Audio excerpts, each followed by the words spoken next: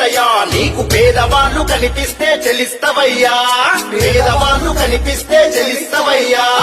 ఉన్నంతల వాళ్ళ ఆశ తీర్చుతవయ్యా నీకు కొండంత